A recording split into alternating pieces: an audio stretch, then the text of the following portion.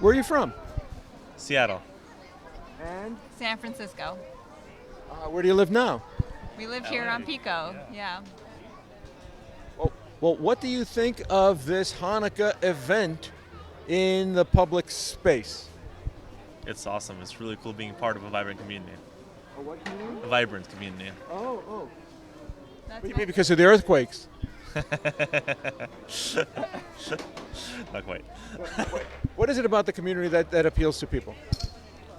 Quantity and quality. Infrastructure. So the amount of Jews... Oh, sorry, go ahead.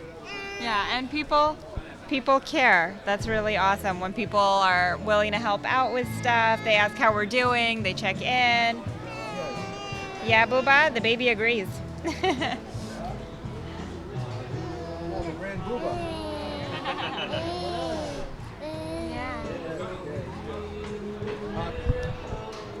In Seattle, could you have public displays like this? Do they have them? We actually were at one recently. Yes. Yeah. Yes, but it was smaller. It's a totally different scene in Seattle or San Francisco. It's much, much smaller. Are people more inhibited there because there's fewer Jews? What do you mean by inhibited?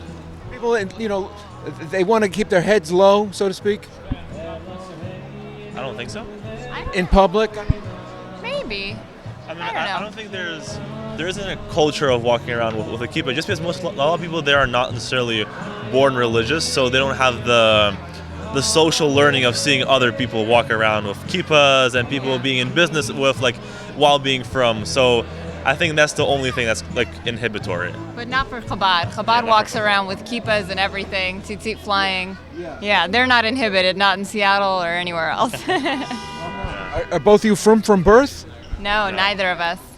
Both of us got involved with Chabadniks that weren't afraid to be themselves, and we got exposed that way. Yeah. In your respective cities, you became... Yeah. And did you meet for the first time by an arrangement? You could say so.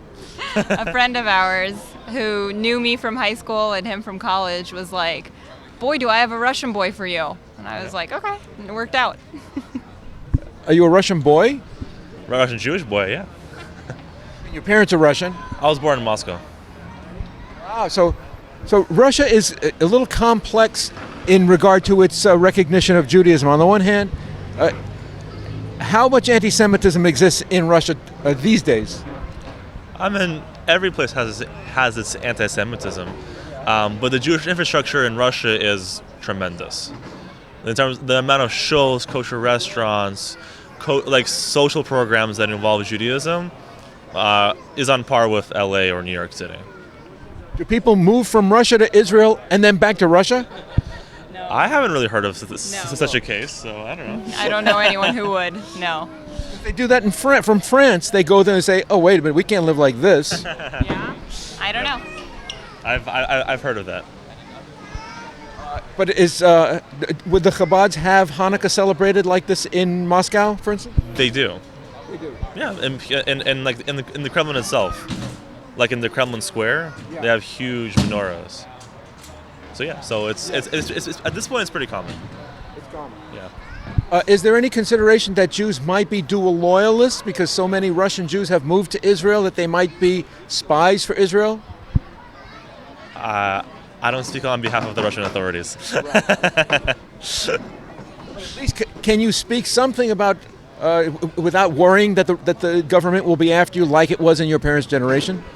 It doesn't seem to be a problem, just because a lot of the businessmen who are, I guess, oligarchs, and are Jewish and have strong ties to Israel, and that doesn't seem to harm them in any way, shape, or form. So, but they're also a very particular strata of people. So, I don't know. There was a movement here in the 1960s and 70s to free Soviet Jewry. Yep. Have you heard about it? Yep. I actually have met Rav Avi Weiss, who was a big person. You have met Avi Weiss? Yeah, Rav Avi Weiss. Yeah, who was a big activist in that. Yeah. In New York City. I met him in Boston, but he's from New York City. Okay, all right. Yeah. How about, have you heard of the student struggle for Soviet Jewry led by Glenn Rechnitz? Yep. Is it known within the Russian American community that there were Americans who fought and went to jail to get the Soviet Union to let you go? I don't know if my grandparents know about that, but I know about that, definitely. How did you find out about it? I think most strongly I have a friend whose mom was very active in that movement. And so when my friend met me, she was like, wow, my mom was fighting to get your parents out. Yeah. But how about Russians who are already in America, of that generation? Do they know much about it? I don't know. I don't think so. To my knowledge, there was enough censorship that prevented any of that coming through. So my parents also had no idea, nor my grandparents. So in terms of the Russian American cultural, the Jewish cultural center, they don't really. I mean, I know rabbis who, for example, Rabbi Rotkin, who is the shliach in Boston, or a shliach in Boston, is very thankful for that movement, and he recognizes it. But to my knowledge, most Russian American Jews are not aware of it, or not aware of the movement ever happening, unless they have studied history in some capacity of that particular time. But when they teach about American history in the Russian community, there's not some recognition that, hey, this was the beginning of the bringing on the exodus of not just Jews, but they focus on other parts of history. Yeah. Okay, guys, thank you very much. It's been wonderful speaking with you. It's okay to put this online. We'll put it on YouTube. Sure. Yeah. Yes.